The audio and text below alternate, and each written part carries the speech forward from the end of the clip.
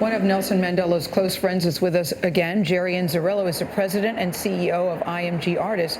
He knew Nelson Mandela for more than 20 years, and he joins us from the memorial service in Soweto. Jerry, good morning to you.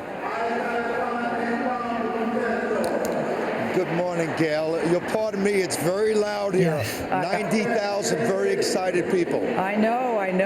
We can see. I know, Jerry, that you spent some time with the Mandela family yesterday after you arrived. What can you tell us about what they're doing, saying, and feeling?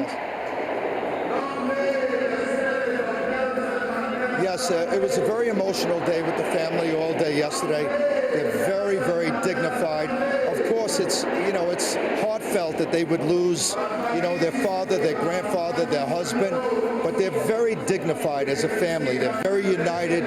They've been very warm in receiving people from all over the world.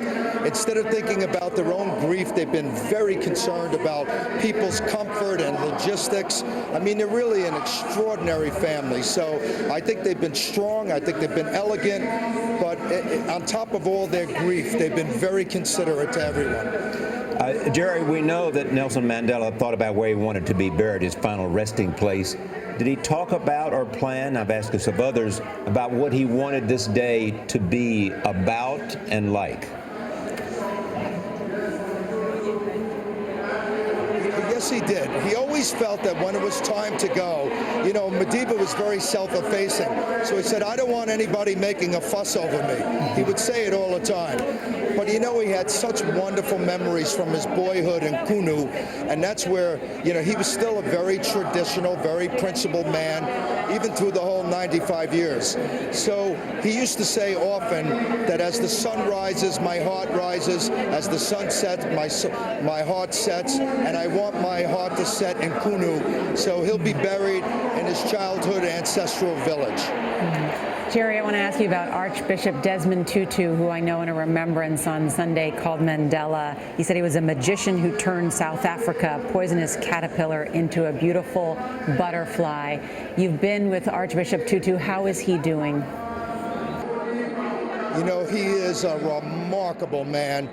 Last night, amongst all the rain, he gave the most beautiful, eloquent speech, filled with humor, filled with festivity, teasing Mandela, mocking his mannerisms, the way Mandela used to dance. It's really rare that one small community in Soweto could produce two Nobel Peace Prize winners. But he's strong, he's well, he's just a rare person, and he also is the heart and soul of South Africa. He and Madiba were very close, as you know, and he was wonderful last night. He's doing very well. Jerry, what has moved or impressed you most about the service that you've seen this morning? I'm surprised because a lot of my feelings have been very emotional. There's a very profound grief because the moment has come where you realize that a man you admired and loved, all of us, everybody all over the world, is gone. But the thing that impressed me more than anything today is 90,000 people not afraid of the rain, chanting, singing, celebrating. And rain in Africa and in South Africa means blessings. It's called medube. So everybody in the stadium sees the rain as a blessing to send off their hero. So I'm very touched by the rain. I'm touched by the singing. I'm touched by the joy and festivity. And Madiba brought the best out in all of us, all over the world.